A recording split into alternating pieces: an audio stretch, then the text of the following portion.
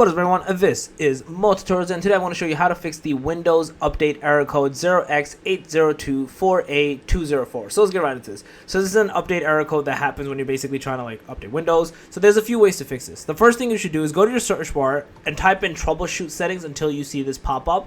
In here, I want you to click into this and then click into additional troubleshooter.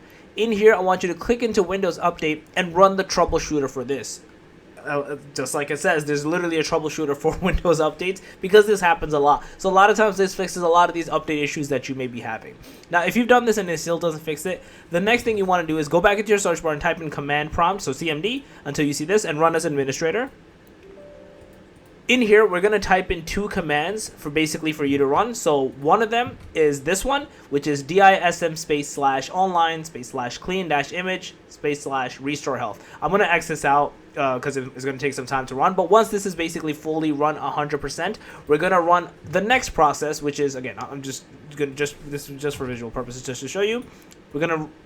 You're not gonna close out. You're gonna keep command prompt open. You're just gonna wait for that to finish, and then you're gonna run the next one, which is sfc /scan now. This is also going to take some time as well because it's basically running in the component as well. Once this is fully done as well, you're going to restart your computer. You should be good to go, and you should not have this error persist any longer. So yeah, that's basically it.